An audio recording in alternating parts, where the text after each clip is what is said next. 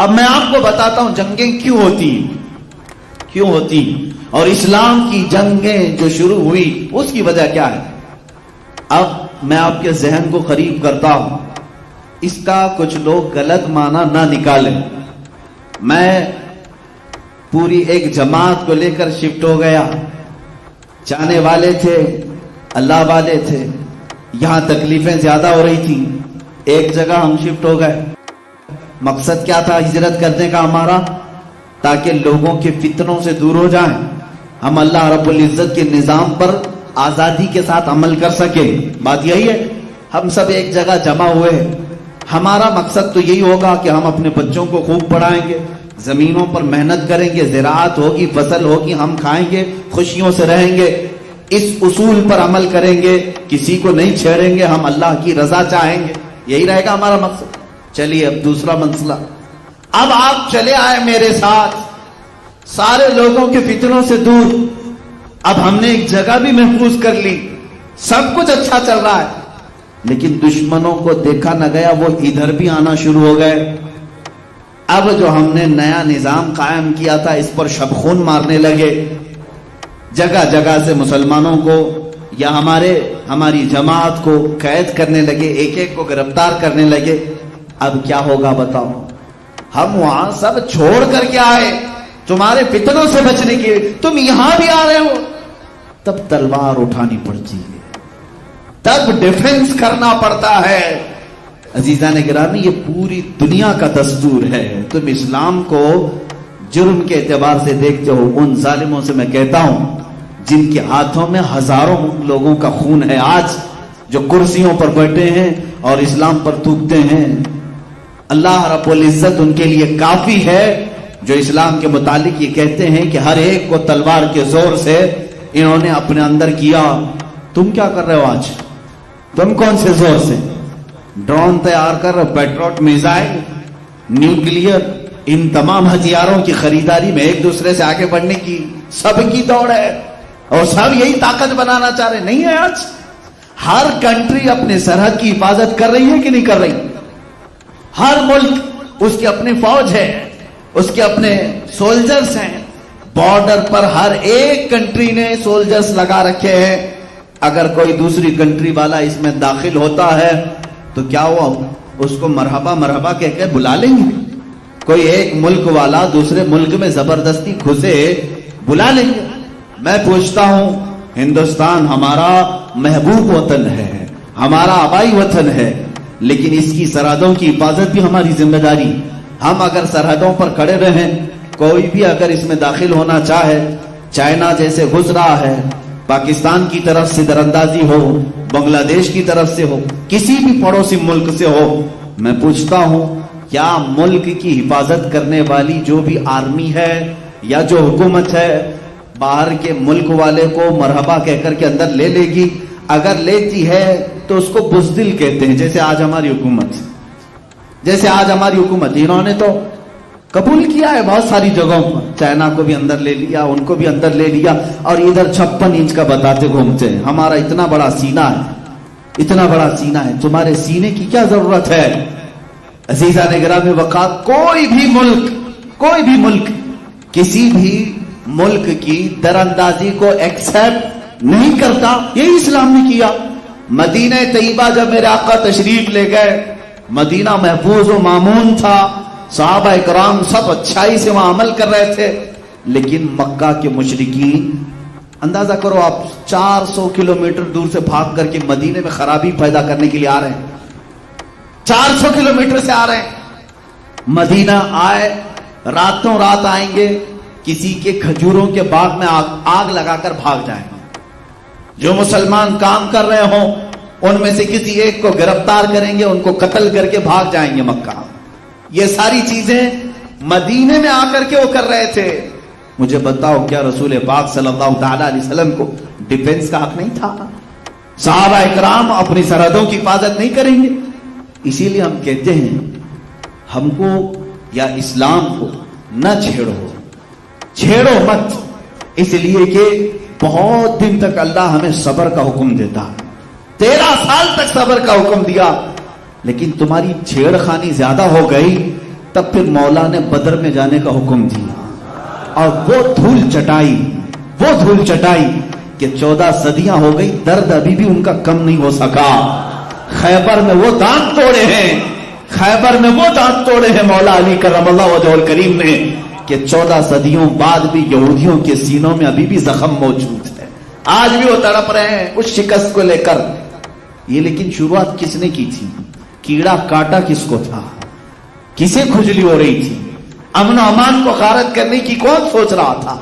मक्का वाले, जबकि उन्हें ये होना चाहिए था मक्का छोड़ करके चले गए, जाने दो हमारे वतन में कुछ नहीं हो रहा है, नहीं, लेकिन वो मक्का से अपने वफ्द भेजते मदीने, रात में आकर बागीचों में आग लगा रहे हैं, मजदूर सहाबा को पकड़कर मार रहे हैं, कोई तिजारत में जा रहा है तो उसका माल लूट रहे हैं। तो क्या ये बर्दाश्त किया जाएगा? अब इस्लाम नया मुल्क बना चुका है, अब बर्दाश्त नहीं होगा। ये सल्तनत खुदादाद थी। अब अल्लाह के नबी सल्लल्लाहु तआला अलैहि वसल्लम के साथ जो मामलात हुए वो ये है, कई गज़वे हुए हैं। जंग बदर का नाम तो आपने सुना, ये इस्लाम की पहली बड़ी जंग है, लेकिन तकरीबन 5 या 6 जंगें इससे कबल भी हुई, लेकिन उसमें लड़ाइयों की नौबत नहीं आई। मुठभेड़ हुई, वो उधर से उधर चले गए, इधर से इधर आ, लेकिन जिसमें जंग हुई घमासान की वो बदर थी। ये 2 हिजरी की बात है।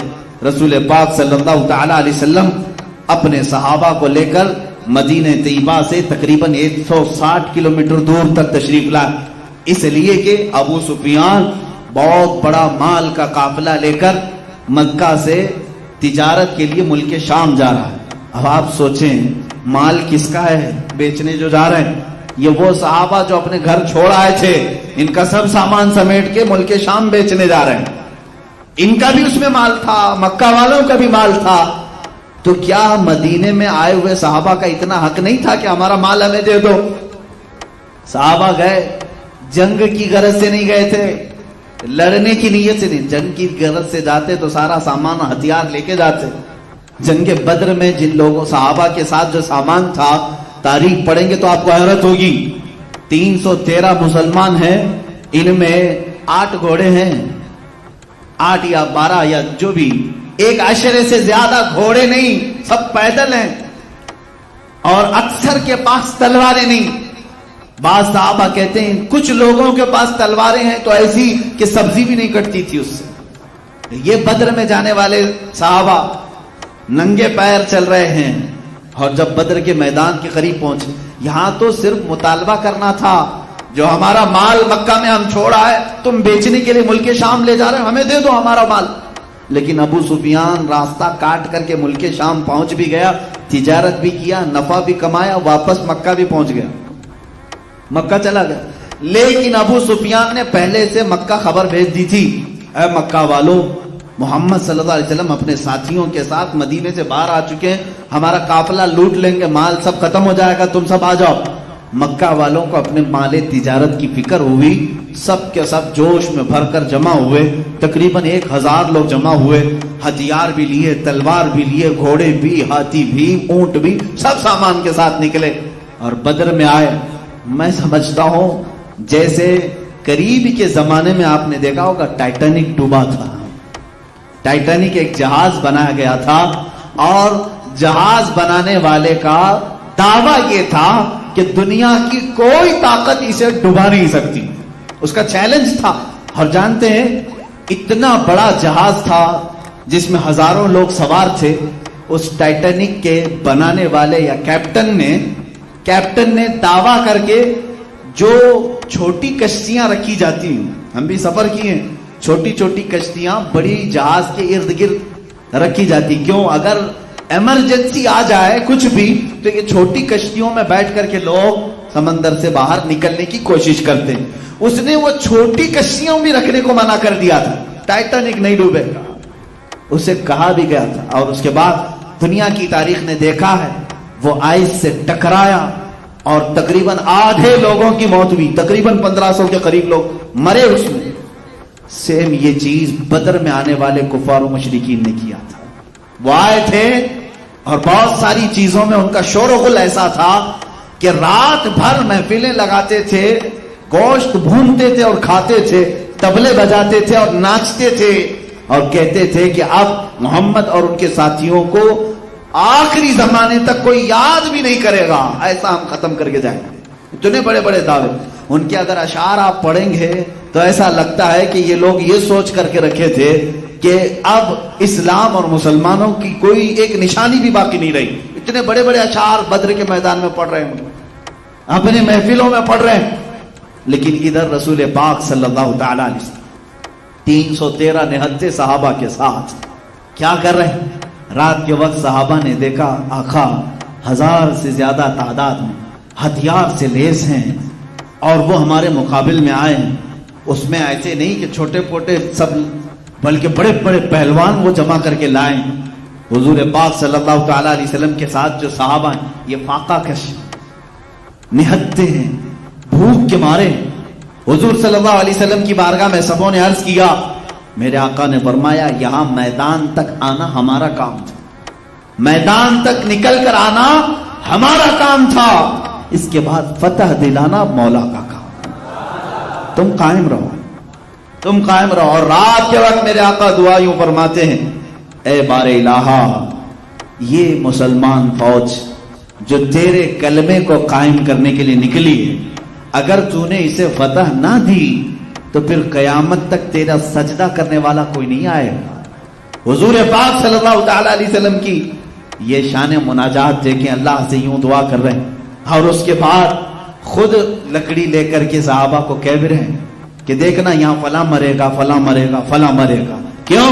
صحابہ کے دل بندھانے کے لیے، تسلی دینے کے لیے۔ حضور نے جن لوگوں کے مرنے کی ایک دن پہلے اطلاع دی تھی وہ بڑے بڑے جرنیل تھے، سپہ سالار تھے۔ صحابہ میں جب یہ بات مشہور ہو گئی، حضور نے لکیر کھینچ دی ہے، صحابہ نے کہا بڑے بڑے ہی جا رہے ہیں تو باقی کو پھر ہم نپٹ لیں گے۔ حضور نے جب کہا ہے ان کو جانا ہی ہے، حضور نے جب لکیر کھینچی ہے وہ ان کی ڈیڈ لائن ہے، ختم ہو چکے ہیں۔ صحابہ کا یہ توکل بھی تھا، یقین بھی تھا۔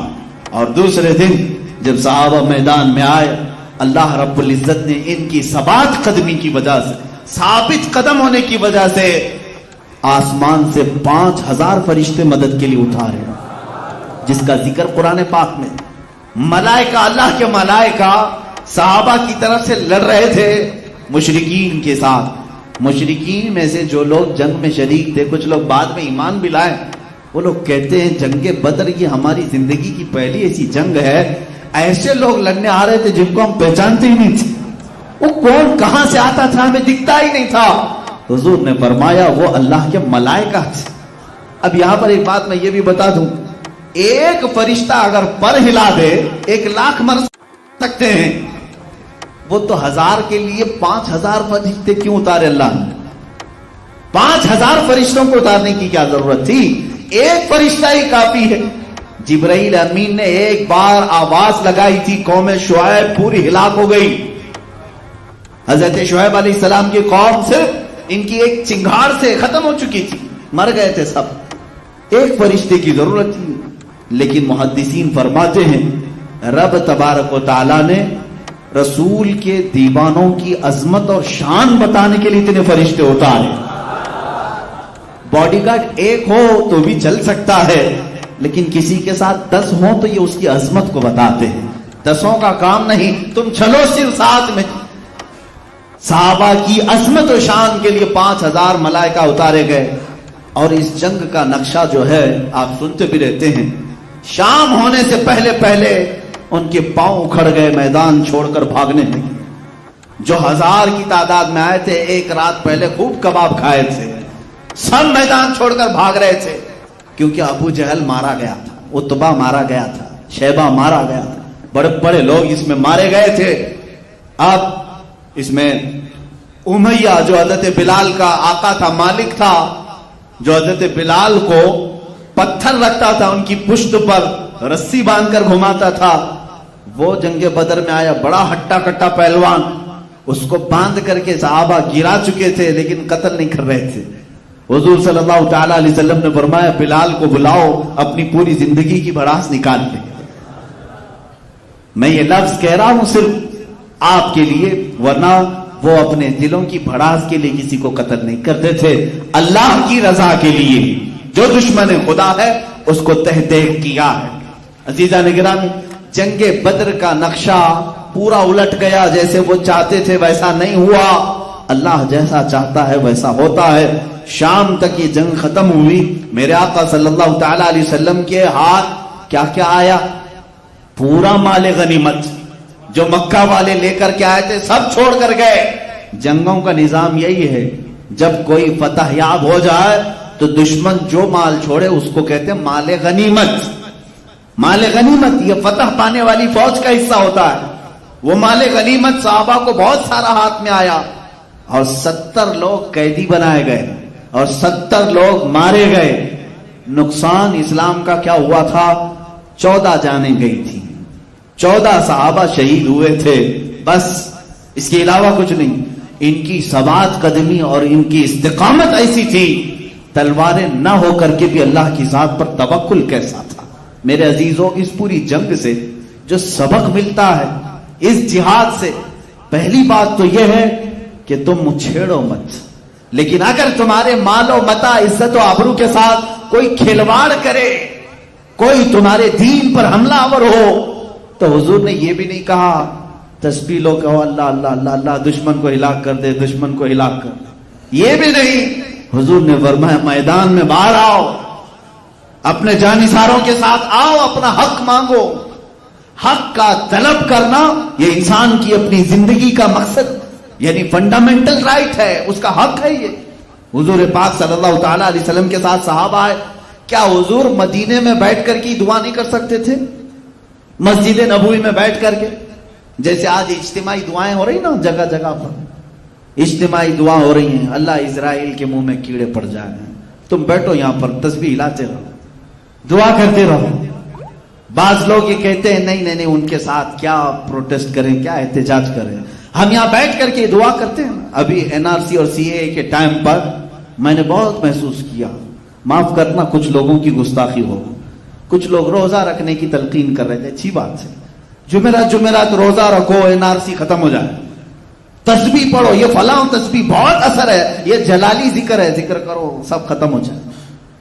میرے عزیز، بعض گدھے ایسے ہوتے ہیں جو تسبیح سے نہیں جاتے، ڈنڈے سے جاتے، ورنہ تم تسبیح گھماتے رہو گے۔ میں نے ایک عالم صاحب کے متعلق سنا تھا، مولانا صاحب ایک کھیت بوئے ہیں، فصل اگائی، گدھا آ جاتا تھا، فصل کھاتا تھا۔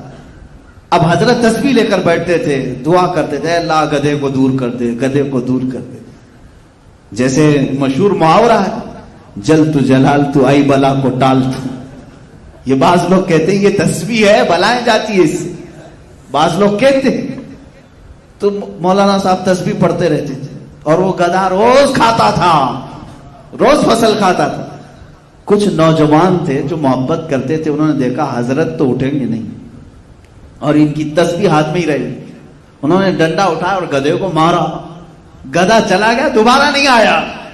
انہوں نے حضرت سے کہا کہ حضرت سارے گدھے تسبیح سے نہیں جاتے، کچھ گدھوں کے لیے ڈنڈا اٹھانا پڑتا ہے، اگر صرف تسبیح سے ہی جاتے تو عمر فاروق کے کوڑے کی ضرورت نہیں ہوتی۔ نظام تمہارا قائم ہوتا ہے، تمہارے حقوق طلب کرنے کی تمہارے اندر عادت ہونی چاہیے۔ آج ہمیں بزدل بنایا جا رہا ہے، آج بزدل بنایا جا رہا ہے۔ لفظ جہاد لانے سے منہ پر بہت سارے لوگ ڈر جاتے ہیں، ایسا لگتا ہے کہ کوئی ناپاک ورڈ ہے۔ میرے عزیزوں، کوئی گالی ہے؟ یہ ایک پوتر لفظ ہے، مقدس لفظ ہے، اور پوری دنیا کو اصل میں کہتا ہوں جہاد رسول پاک صلی اللہ علیہ وسلم نے کر کے دکھایا ہے کہ اپنے ملک کی حفاظت کیسے ہوتی ہے، اپنے ملک کی حفاظت کیسے ہوتی ہے، یہ حضور سے لوگوں نے سیکھا ہے۔ آج جو اسرائیل پوری دنیا میں ناچ رہا ہے، اور ڈیفنس کی طاقت جس کی سب سے زیادہ ہے، دنیا پورے ہتھیار کس سے خرید رہی ہے؟ اسرائیل سے خرید رہی ہے۔ کہتے ہیں اس کا ڈیفنس کا جو پاور ہے وہ بہت زیادہ سخت ہے، اس پر کوئی اٹیک نہیں کرے گا۔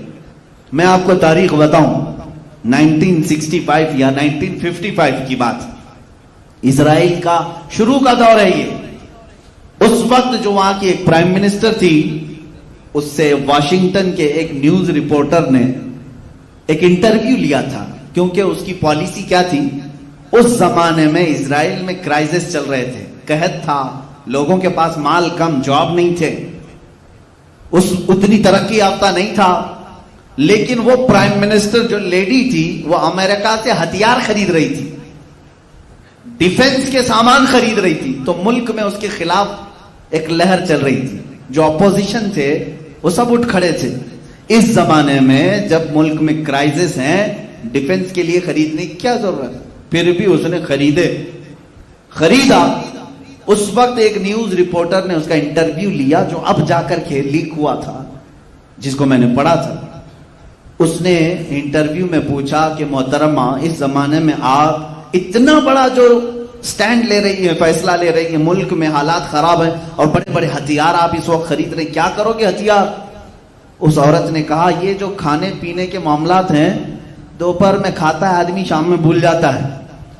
آپ کو کسی کو معلوم ہے پچھلے مہینے مجھے بھوک لگی تھی؟ کس کو معلوم ہے؟ یاد بھی نہیں رہتا، بھوک آتی ہے جاتی ہے۔ اس خاتون نے کہا، لیکن اگر تمہاری سرحدیں محفوظ نہیں تو تمہاری جان بھی جا سکتی۔ وہ عورت کہتی ہے، میں نے یہ جو سٹینڈ لیا، یہ جو ڈیفنس کے سامان خریدے، ایک شخص سے میں بہت امپریس ہو کر کے کی۔ اس نے پوچھا، کون ایسا شخص ہے؟ وہ کہتی ہے، پروفٹ محمد صلی اللہ علیہ وسلم۔ یہودی عورت ہے، جیوز، ان کو کیا لینا دینا ہے؟ وہ کہتی ہے، میں نے پڑھا ہے ان کو۔ کہا، کیا پڑھا آپ نے؟ انٹرویو میں وہ عورت کہتی ہے، میں نے دیکھا محمد صلی اللہ تعالی علیہ وسلم کے جو فالوورز تھے ہمیشہ بھوکے رہے ہیں، اکثر ان کے گھروں میں کھانا ہی نہیں آتا تھا، بلکہ وہ خود فاقے میں تھے۔ یہاں تک کہ میں نے تاریخ میں پڑھا ہے، محمد صلی اللہ علیہ وسلم کا جس رات انتقال ہوا، جس دن انتقال ہوا، اس رات ان کے گھر میں چراغ جلانے کے لیے بھی تیل نہیں تھا۔ یہ تاریخ میں موجود ہے، حدیث پاک میں، ان کے گھر میں چراغ جلانے کے لیے تیل نہیں تھا۔ لیکن وہ عورت کہتی ہے، اسی گھر میں بہت قیمت والی 9 تلواریں لٹک رہی تھی، اس میں عالی شان امپورٹڈ تلواریں تھیں، باہر ملکوں سے لائی ہوئی، اس زمانے میں جو مشہور تھی وہ ان کے پاس تھی۔ جس کے گھر میں چراغ جلانے کے لیے تیل نہیں اور بڑے بڑے ڈیفنس کے ہتھیار ہیں، تو میں نے اسی سے یہ سمجھ لیا، اپنی قوم کی بقا ڈیفنس سیکھنے سے ہے۔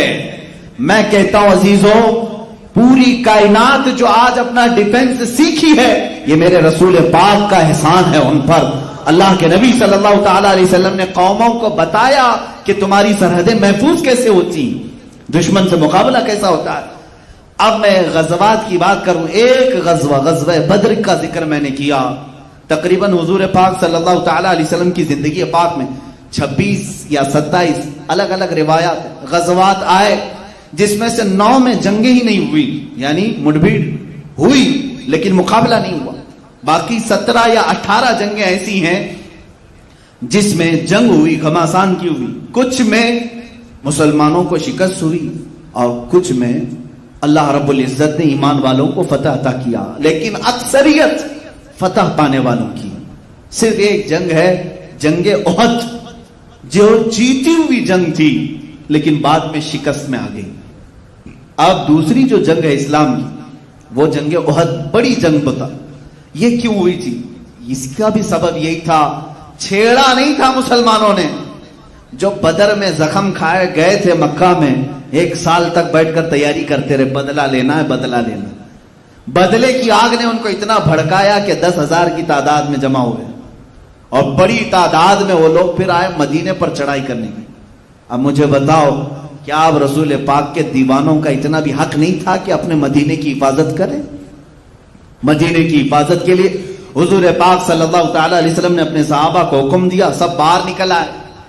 احد پہاڑ کے دامن میں یہ جنگ ہوئی تھی، ایک خطا تھی، ایک غلطی ایسی ہوئی جس کی وجہ سے یہ جنگ جو فتح سے شکست میں تبدیل ہو گئی۔ ایک اونچا ٹیلا تھا، جنگ میں جو حالات ہوتے ہیں وہ لوکیشن کا بہت زیادہ اعتبار ہوتا ہے، آپ کہاں کھڑے ہیں، دشمن کہاں ہے، یہ جنگی مہارتیں رکھنے والے اچھی طرح سے جانتے ہیں۔ مثال کے طور پر آپ اونچائی پر ہیں، دشمن نیچے ہے، تب تو سمجھ لو کہ تمہارے ایک چانس ہی چانس ہے، نیچے سے اوپر کیسے حملہ کرے گا، لیکن اوپر والا تیر برساتا ہی رہے گا، تم اوپر والے سے مقابلہ نہیں کر پاؤ گے۔ تو لوکیشن جو بھی جنگوں کے ہوتے تھے چنے جاتے تھے۔ حضور پاک صلی اللہ تعالی علیہ وسلم احد کے میدان میں جیسے پہنچے، جو اونچا ٹیلا تھا وہ جبل رمات، پہلے حضور نے اس پر قبضہ کر لیا اور 50 تیر انداز صحابہ کو وہاں کھڑا کر دیا۔ اب صحابہ ایک طرف ہیں جبل رمات کے نیچے اور 50 اوپر، اور مشرکین سامنے سے آئے۔ اب وہ ادھر نیچے والوں سے لڑتے کہ یا اوپر والوں کے تیر کھاتے۔ معاملہ ایسا ہو گیا کہ دوپہر نہیں ہوئی، تیر اتنے برسائے انہوں نے کہ وہ میدان چھوڑ کر بھاگ گئے۔ نیچے والے الگ پیٹ رہے تھے، اوپر والے الگ مار رہے تھے۔ یہ حضور پاک صلی اللہ علیہ وسلم کی حکمت عملی تھی۔ وہ جنگوں کے لوکیشن کو بھی بہتر طریقے سے ترتیب دیتے تھے، اور حتیٰ کہ کون سپاہی کہاں کھڑا رہے، جھنڈا کس کے ہاتھ میں رہے، یہ سب میرے آقا کے فیصلوں پر ہوتا تھا۔ اللہ کے نبی صلی اللہ تعالی علیہ وسلم نے تیر اندازوں کو اوپر کھڑا کیا، تلوار والوں کو نیچے، جھنڈے والوں کو الگ مقام پر، اور کچھ ایسے ہوتے تھے جن کو مقدمت الجیش کہتے ہیں، یعنی سامنے ایک فوج کی ٹکڑی ہوتی تھی، وہ سیدھے دشمن کی صفوں میں گھس جاتے، ہلا مچ جاتا، سامنے کی صفیں ٹوٹ جاتی، تو پھر دشمن جو ہے اپنی صفوں کو بنانے میں ہی وقت گنوا دیتے تھے۔ تو اس میں جنگوں میں ترتیب ہوتی تھی کہ آگے والا، جس کو میمنہ کہتے ہیں، دائیں والا میسرہ کہتے ہیں، بایاں والا، الگ الگ بانٹ کر کے میرے آقا رکھتے تھے۔ اب ہوا یہ کہ مشرکین بھاگ گئے، اوپر کے تیر کھا کھا کر بھاگ گئے۔ اب ہوا کہ وہ 50 لوگوں کو میرے آقا نے فرمایا تھا جب تک میں نہ کہوں نیچے مت اترنا۔ حضور نے کیا فرمایا تھا؟ جب تک میں نہ کہوں نیچے مت اترنا۔ لیکن وہ مشرکین جب بھاگ گئے تو یہ 50 جو صحابہ تھے تیر انداز، انہوں نے کہا حضور نے تو جو فرمایا تھا جنگ ختم ہونے تک کے لیے، دیکھو نیچے وہ سب چھوڑ کر بھاگ گئے۔ باقی جو نیچے جو صحابہ تھے وہ مال غنیمت جمع کر رہے تھے، اوپر والوں نے کہا چلو ہم بھی نیچے جا کر مال غنیمت جمع کرتے ہیں۔ بعض صحابہ نے کہا انتظار کرو، حضور نے فرمایا جب تک میں نہ کہوں اترنا مت۔ تو وہاں 2 جماعتیں ہوئی، تقریباً 40 صحابہ اتر گئے، 10 باقی رہے۔ 40 لوگ جب نیچے میدان میں مال غنیمت جمع کرنے لگے، بھاگے ہوئے کافروں میں ہونہار خالد بن ولید پیچھے، وہ مشرکین کی طرف سے آئے، ایمان لائے ہوئے نہیں تھے اور جنگوں کی باریکیوں کو سمجھنے والے شخص۔ دیکھا یہ جو لوکیشن خطرناک تھا ان کے لیے خالی ہو گیا، جو 50 تیر انداز تھے اس میں 40 نیچے آ گئے۔ تو خالد بن ولید نے 200 گھڑ سواروں کو جمع کیا، دور جا کر، بہت دور سے راؤنڈ لگا کر کے یہ جبل رمات، یہ ٹیلے کے پیچھے آ گئے، اور جو 10 اوپر کھڑے تھے تیروں سے ان کو شہید کر دیا، ان کے اوپر حملہ کر دیا اور وہ جگہ قبضہ کر لیا۔ مسلمانوں کو سمجھ میں ہی نہیں آیا ہوا کیا۔ وہ نیچے میدان میں مال غنیمت جمع کر رہے تھے، 200 لشکری پیچھے سے آ کر حملہ کر رہے، اور جو بھاگے ہوئے کافر تھے وہ بھی پلٹ آئے، جو مشرکین بھاگ گئے تھے مال چھوڑ کر وہ واپس آئے۔ ہوا یہ کہ پیچھے سے خالد بن ولید کا لشکر اور سامنے سے وہ مشرکین کا، بیچ میں مسلمان پس گئے، جس میں 70 صحابہ کی جانیں گئی، 70 صحابہ شہید ہوئے۔ اسی جنگ میں میرے آقا صلی اللہ تعالی علیہ وسلم کے اوپر ایک ظالم کافر نے لوہے کی ٹوپی حضور کے چہرے پر مارا، جس کی وجہ سے لوہے کی جو دانت ہوتی ہے حضور کے رخسار مبارک میں اندر داخل ہوئی، 2 دانت آپ کے شہید ہو گئے اور خون گرنے لگا۔ حضور صلی اللہ تعالی علیہ وسلم کے لیے یہ جو تکلیف آئی یہ صرف احد میں آئی، کتنا بڑا نقصان۔ پھر جو مال تھا وہ سب انہوں نے لوٹ لیا، اس میں بڑے بڑے صحابہ شہید ہو گئے۔ حضرت حمزہ حضور کے قریبی چچا، جو شروع سے باڈی گارڈ کی حیثیت سے رہے میرے آقا کے، وہ شہید ہوئے۔ صرف شہید ہی نہیں بلکہ ان کا سینہ چاک کر کے ان کا کلیجہ باہر نکالا۔ اور یہ دردناک منظر دیکھنے کو ملا احد میں۔ حضرت عبداللہ بن جہش رضی اللہ تعالیٰ، ان کو بھی کاٹ کاٹ کر کے ان کے کان، ہونٹ، ناک سب کو ایک کافر نے سوئی میں پیرو کر ہار بنایا، ہار بنا کر کے پہنا۔ حضرت مصعب بن عمیر رضی اللہ تعالیٰ جو سفیر اسلام تھے، اسلام کے خطوط لے کر بادشاہوں تک جاتے تھے، وہ شہید ہو گئے. بڑے بڑے صحابہ اس میں فوت ہوئے. اب مجھے بتاؤ اتنا بھاری جو نقصان ہوا کس کی بدولت ہوا؟ حضور پاک کے ایک فرمان کو ٹال دینے سے 70 جانیں صحابہ کی گئی. آج اندازہ کرو میرے عزیزو، آج جو تم رسول پاک کے فرامین کو ٹالتے ہو، اب 70 نہیں 70 لاکھ جانیں بھی جا سکتی ہیں. کیونکہ قرآن کہہ رہا ہے فَلْيَحْذَرِ الَّذِينَ يُخَالِفُونَ عَنْ أَمْرِهِ أَن تُصِيبَهُمْ فِتْنَةٌ أَوْ يُصِيبَهُمْ عَذَابٌ أَلِيمٌ. اللہ فرماتا چاہیے کہ لوگ میرے رسول کے حکم کی خلاف ورزی کرنے سے بچیں، ورنہ میں اللہ فرما رہا ورنہ ان قریب تم کو فتنوں میں مبتلا کر دیا جائے گا یا دردناک عذاب میں گرفتار کر دیا جائے گا. تم جو آج رسول پاک کی نافرمانی پر لگے رہو گے، جانیں جائیں گی جائیں گی جائیں گی. آج جو ہلاکتوں کا بازار ہے یہ یوں ہی نہیں، ان کے جو ہم غلام تھے، خلق کے پیشوا رہے، ان سے پھرے، جہاں پھرائی کبھی وقار میں. ہمارے وقار عزت میں جو کمی آئی صرف اس لیے کہ چہرہ تمہارا وہاں سے پھر گیا. تم نے کیریکٹر کس کے اپنایا؟ آج کس کو رول ماڈل بن رہے ہو؟ ہر نوجوان کا حال یہ ہے، فلموں کی اسکرین پر دکھائے جانے والی گندی تصویریں ان کے رول ماڈل ہیں، تمہارے وہ ماڈل ہیں. ان کو دیکھ کر کے ان کے آئیڈیل بناتے ہو، ان کے چلنے کی طرح چلنے کی کوشش، ان کے کھانے کی طرح کھانے کی کوشش، ان کے پہننے کی طرح پہننے کی کوشش. اگر وہ ننگا گھومے تو بچہ ہمارا ننگا گھومنے میں فخر کرے. تم نے جن کو اپنا آئیڈیل اور رول ماڈل بنایا ہے تو تمہارے ساتھ تو یہ ہونا ہی ہے. چند دنوں کے بعد دیکھنا کہ تمہارے گھروں کے اوپر کیا بلائیں نازل ہوں گی.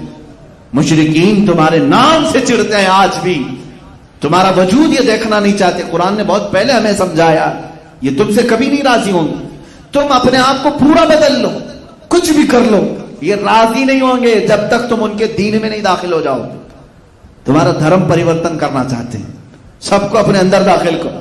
ایک ہی آج بھی ذریعہ نجات ہے مسلمانوں، ایک ہی ذریعہ نجات ہے جس کو اقبال نے بہت پہلے کہا تھا کہ محمد سے وفا تو نے تو ہم تیرے ہیں، یہ جہاں چیز ہے کیا لوح و قلم تیرے ہیں. حضور سے وفا کرو، میرے آقا سے محبت کرو. جنگ احد میں جو صحابہ سے خطا ہوئی وہ جان بوجھ کر نہیں ہوئی، انجانے میں ہو گئی. ان کی خطائیں اجتہادی تھی، اجتہادی خطا تھی، لیکن اس پر بھی اللہ کا عتاب آیا کہ شکست ہو گئی جنگ، 70 جانیں چلی گئی، مال پورا چلا گیا، بڑے بڑے صحابہ شہید ہوئے، رسول پاک کے دندان مبارک شہید ہوئے. اب تم اس زمانے میں اندازہ کرو، نہ ہماری جماعت میں صحابہ جیسے پرہیزگار ہیں، نہ ہمارے زمانے میں ویسے ایمان والے تقوی والے ہیں. اس کے باوجود تم رسول کی نافرمانی پر اڑے ہوئے ہو، تو پھر میرے عزیزو جانے جانا تو ہوگا. یہ ہماری موتیں مقدر تو ہوں گی، ہلاکتیں تو ہمارا مقدر بنے گی. آج جو اسلام کے ساتھ کھلواڑ چل رہا ہے اس کی ایک ہی وجہ ہے، میں کیا ان کو کوسوں، میں کتنا ان کے خلاف لعنت بھیجوں. ہمیں تو درد اپنوں سے ہوتا ہے. تم اگر مصطفیٰ کریم صلی اللہ علیہ وسلم کی غلامی میں آ گئے ہوتے، مجال ہے کسی کی کہ تمہارے نبی کی طرف انگلی اٹھا کر بات کرے، حضور کی طرف کوئی اشارہ کر سکے؟ آج سے ٹھیک 100 سال پہلے خلافت عثمانیہ تھی ترکی کی، اسی ظالم فرانس نے ایک فلم بنائی تھی حضور پاک صلی اللہ تعالی علیہ وسلم کی شان میں توہین کرتے ہوئے. اس فلم کی ریلیز ہو رہی تھی، اس سے پہلے سلطان عبدالحمید ثانی نے فرانس کے ایمبیسیڈر کو بلایا، اس کے سر کے سامنے تلوار ہلائی اور کہا سنا ہے فرانس میرے رسول کے خلاف فلم بنا کر ریلیز کرنا چاہتا ہے، اسے بند کرو، اسے بند کرو. اس سفیر نے کہا وہ تو عام ہو گئی، وہ تو ریلیز ہونی ہی ہے، اس کو تو ریلیز ہونا ہے. ہمارے ہاں آزادی رائے کا خیال کیا جاتا ہے، ہر ایک کے لیے فلم بنتی ہے. سلطان عبدالحمید نے کہا تو پھر تیار ہو جاؤ، پوری دنیا کو میں تمہارے سر پہ کچل کر کے رکھوں گا. جس نے میرے نبی کی توہین کی، میں آج ہی پوری امت اسلامیہ میں جہاد کا اعلان کرتا ہوں. صرف جہاد کا لفظ سلطان عبدالحمید ثانی کی زبان پر کیا آیا کہ فرانس کی گھگی بن گئی. اسی دن وہ فلم ختم ہو گئی، نہ ریلیز ہوئی نہ کہیں پھیلی. ایک قائد اسلام کی ضرورت ہوتی ہے جو للکارے تو پھر دنیا کے پسینے چھوٹیں. یہ وہ لوگ تھے جو ایمان میں کامل تھے, رسول پاک سے عشق اور محبت میں وفاداری کا انہوں نے حق ادا کیا ہے. آج ہماری باتیں تو صرف نعروں میں رہ گئی ہیں, ہماری باتیں صرف الفاظ میں رہ گئی ہیں. عزیزان گرامی وقار, یہ جو حالات ہم پر پیش آ رہے ہیں اس کی ایک وجہ ہمارے برے اعمال. تم ان کے ہو جاؤ میرے آقا صلی اللہ تعالی علیہ وسلم کے, پھر کوئی نہیں چھیڑے گا تمہیں. یہ تمہارے ایمان کی گرمی ناپنے کی کوشش کرتے ہیں, یہ تمہارے عشق رسول کا بخار ناپتے ہیں. لیکن پھر بھی آج جو فرانس میں گستاخیوں کے کارٹون بلڈنگوں میں لگائے گئے ہیں اور گستاخانہ کارٹون لگا کر کے وہ یہ سمجھتے ہیں کہ ہم اسلام کو نیچا دکھانے میں کامیاب ہو گئے, یاد رکھو میں آج کے اس منبر سے اعلان کرتا ہوں, فرانس کی ظالم حکومت اس میلاد میں دیکھے گی انشاءاللہ تم نے ایک محمد کا کارٹون بنایا ہے, ہر نوجوان کے سینے پر محمد لکھا ہوا پاؤ گے, ہر نوجوان کے سینے پر محمد لکھا ہوا پاؤ گے. اس لیے کہ ہمارے بزرگوں نے ہمیں یہ سکھایا ہے کہ خدا ایک پر ہو تو ایک پر محمد. اگر قلب اپنا دوبارہ کروں میں, اگر میں اپنے دل کے دو ٹکڑے کروں, ایک پر اللہ ہوگا ایک پر محمد ہوگا. یہ میرا ایمان ہے. تم کارٹون بنا کر سوچتے ہو تمہیں حضور کی صورت کا پتہ کیا ہے, حضور تھے کیسے, تم نے جس کا بنایا ہے وہ کوئی اور ہوگا. میرا حبیب تو محمد تھا جس کو اللہ نے نام ہی ایسا رکھا. محمد کا مطلب ہوتا ہے سب سے زیادہ تعریف کیا ہوا. دشمن بھی اگر میرے نبی کا نام لے گا تو اس کی زبان سے بھی میرے نبی کی تعریف ہو ہی جائے گی. حضور کا نام ہی اللہ نے ایسا رکھا ہے کہ حضور کی برائی کرنے والے کو بھی پہلے حضور کی تعریف کرنی پڑے گی. میرے آقا کا نام جو بھی لے گا محمد, جس کا مطلب ہوتا ہے جس کی سب سے زیادہ حمد ہوئی. اب آگے برائی کرو, پہلے تو تم حضور کا نام لوگے تو تعریف ہو ہی جائے گی. اور خدا نے ہے ان کے مرتبے جو بڑھائے ہیں, کہیں ورفعنا لک ذکرک کہا ہے, تمہارے گھٹانے سے کچھ نہیں ہوتا, تو گھٹائے سے کسی کے نہ گھٹا ہے نہ گھٹے, جب بڑھائے تجھے اللہ تعالیٰ تیرا. انشاءاللہ العزیز ہر نوجوان کو میں یہ درس دینا چاہوں گا, پوری امت اسلامیہ کو, اے میرے عزیز آج تمہارے امتحان کا وقت ہے. آج تم اپنے آرام کی فکر کرتے ہو یا ناموں سے رسالت کی حفاظت کے لیے اپنی جان فدا کرنے کو فخر محسوس کرتے ہو. امام اہل سنت فاضل بریلوی رحمت اللہ تعالی علیہ نے عشق رسالت کا وہ درس ہمیں دیا ہے. عزیزو, صرف حضور کے نام پر فدا ہونے کی بات نہیں, بلکہ اعلیٰ حضرت ہمیں یوں کہتے ہیں, یا رسول اللہ کروں تیرے نام پہ جاں فدا, نہ بس ایک جاں تو جہاں فدا. میں ایک ہی جان کیا فدا کروں آقا آپ پر, پورے دونوں جہاں پر فدا کرتا ہوں, سب چھوڑ دوں گا آپ کے لیے. کروں تیرے نام پہ جاں فدا, نہ بس ایک جاں تو جہاں فدا. ارے دو جہاں سے بھی نہیں جی بھرا, کروں کیا کروڑوں جہاں نہیں. آقا اگر میرے پاس کروڑوں جہاں ہوتے, ہر جہاں میں صرف آپ کے نام پر فدا کرتا. میرے عزیزو, یہ جو جہاد کا لفظ ہے جس کو تمہاری زبانوں پر لانے سے تم بھی کتراتے ہو, ڈرتے ہو, علماء سے بھی میں کہتا ہوں اس سے کوئی تمہیں کترانے کی ضرورت نہیں. میں ثابت کر کے بتاؤں گا. اگر تم کہتے ہو جہاد کا لفظ اپنی زبان پر لانا غلط ہے, ٹیررزم ہے, دہشت گردی ہے, تو پھر کوئی بھی ملک دنیا میں دہشت گردی سے بچا نہیں ہے. ہر کوئی اپنا ڈیفنس کر رہا ہے, ہر ملک اپنا ڈیفنس کر رہا ہے.